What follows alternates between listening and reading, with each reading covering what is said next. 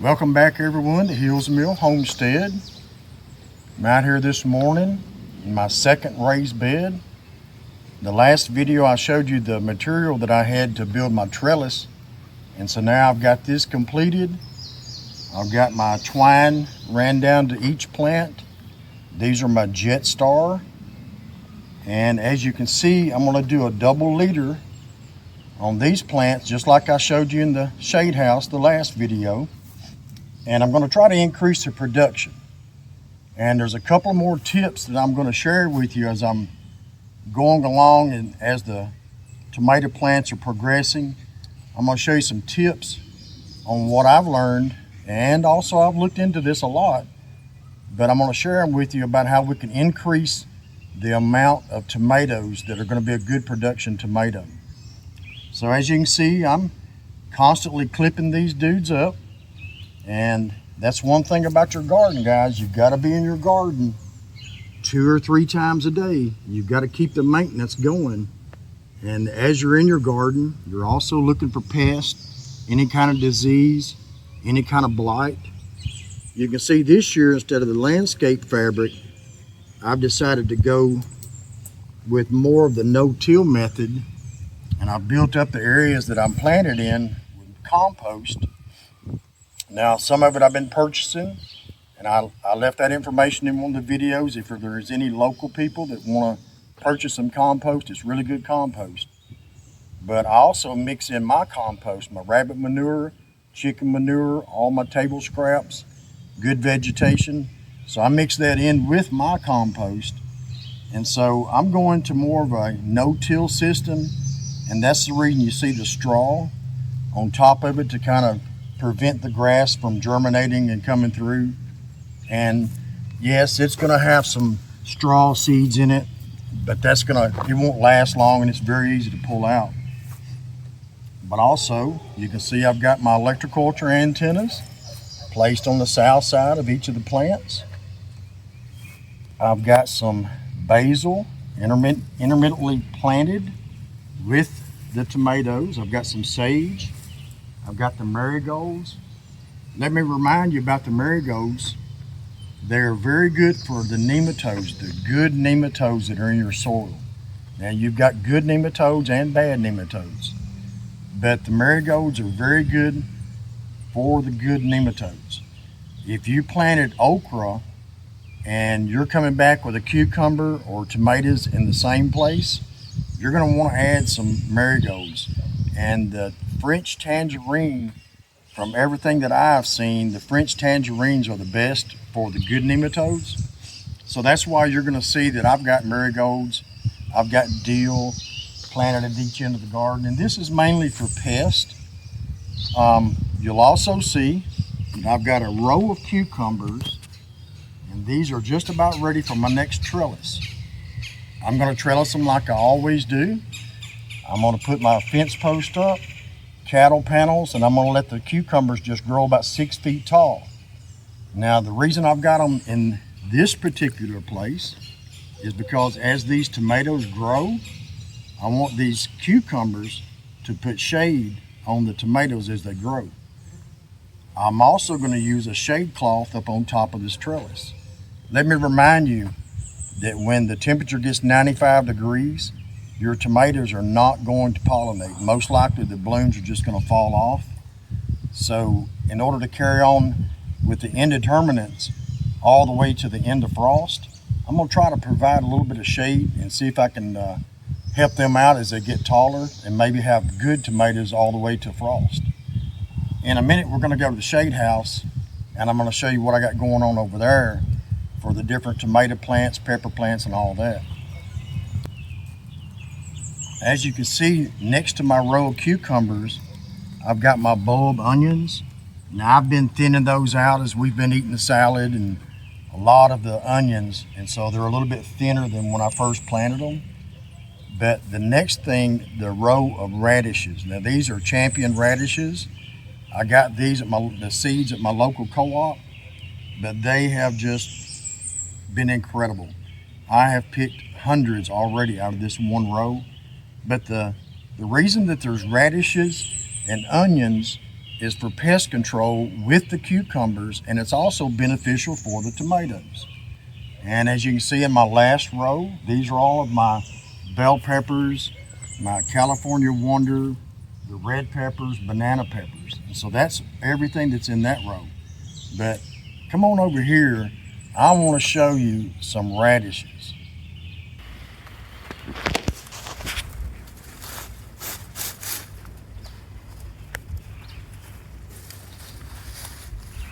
I want you to look at the size of these radishes. And I have picked and picked and picked, and man, I'll tell you what, even they're good size. That was like the size of a small lemon, but they're still tender and they've got a really good taste. But I want to mention something to you. Uh-oh, that was wanting to start to split, but not yet. We'll save it. But I want to mention something to you about radishes, guys.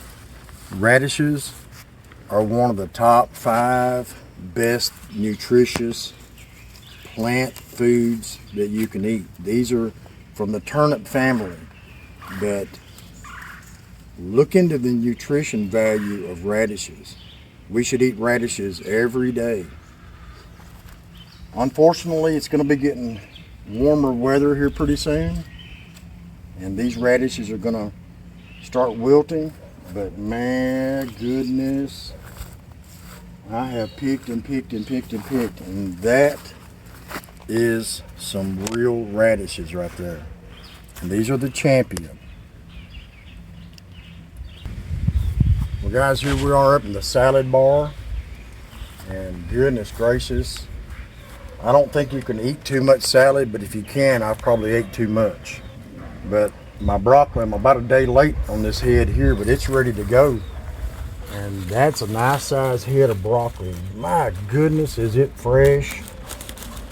And it is hard to describe the taste that comes from that broccoli right out of your garden. If you haven't grown your own broccoli, you sure can't find this taste in your best grocery store.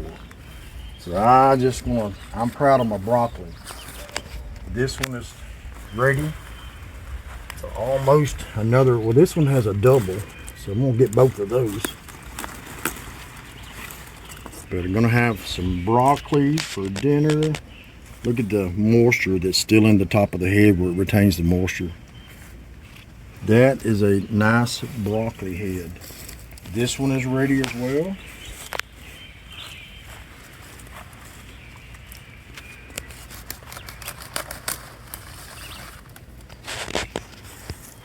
It's not a tight group as it was a day or two ago, but it's still great. It's not getting close to seed. But look at this one now. This one I picked, maybe it was this one. So I picked this one about a week ago, and now you can see that it's making more little heads. And until it gets to be hot weather, I'll still be able to harvest these smaller heads.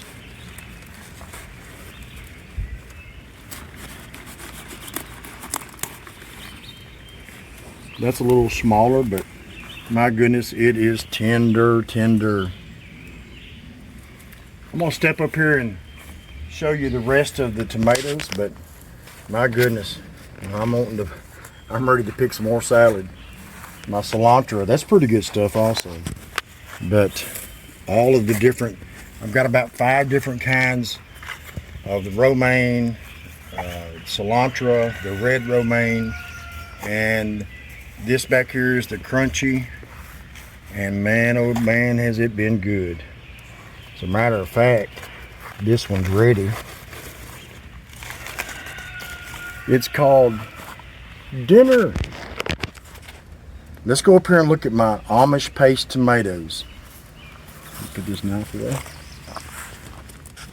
I may have moved too quick.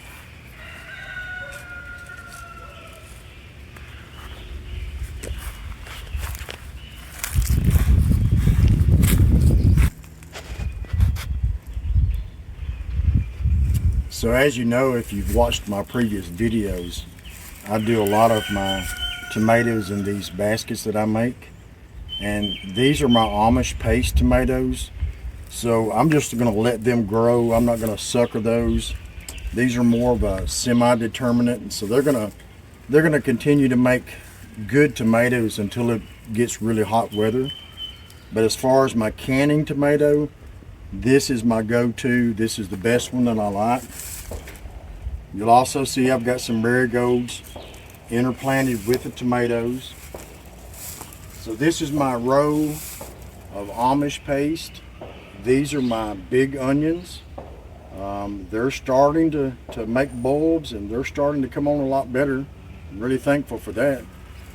But let's go over to the shade house, and I want to show you what I've got going. If you've seen a previous video, you would have seen some of it, but I want to show you how the shade house is doing, so follow along.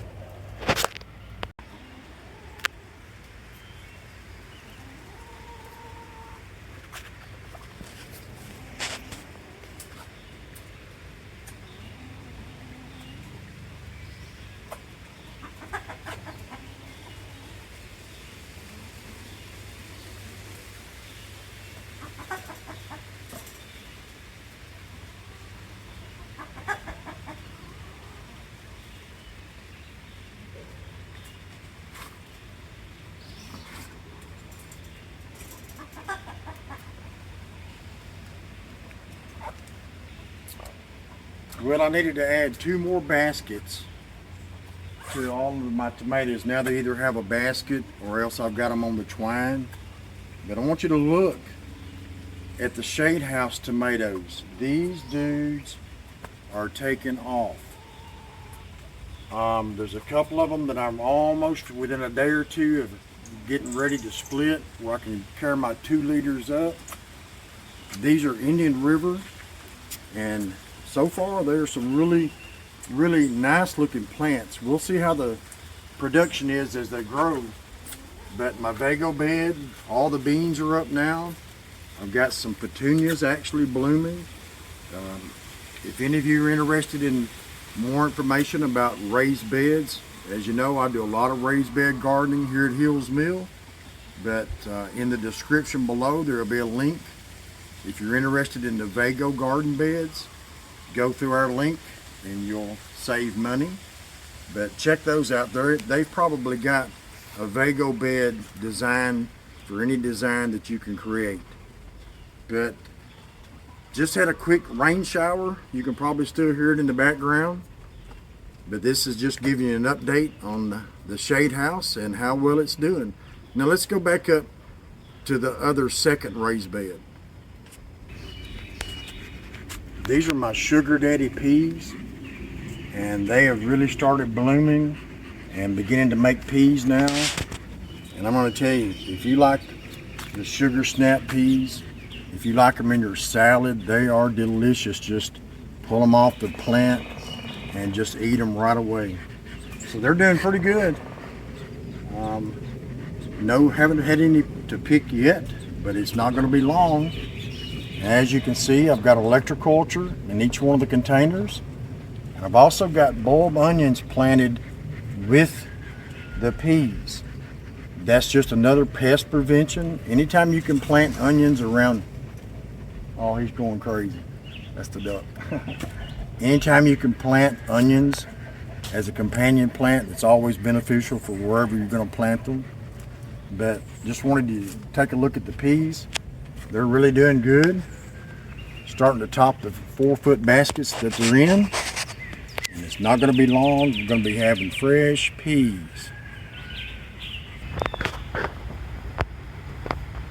Well, you saw the tomatoes in the shade house. I believe they're a little bit bigger than the ones that are out here. But I think these are doing well because they're putting on their first set of blooms also. But if you're interested in trying a trellis like I've got, or a different type of trellis that you may have, and you want to try to use the clips and the twine, we offer that on the website in a smaller kit if you're just growing maybe a dozen plants, and that's at hillsmill.com. I want to clip that right there. I always like to have some clips handy when I come through, because I'm going to walk through the garden a couple of times a day, if not more. And I'll see a plant that needs to be clipped up, and so I'll just have one handy. But I hope that you've enjoyed this video, seeing the different raised beds that I have and different type of trellis. If you'd like to know more information on about how I built this trellis, let me know in the comments below. Let me know how your garden's doing. Let me know about your radishes. I'm just really impressed with the way the radishes have grown this year. But I really appreciate you guys watching. If you're not a subscriber, subscribe to the channel, click the like notification for the next video coming out, and we sure appreciate your time in watching this video, and we will see you on the very next one.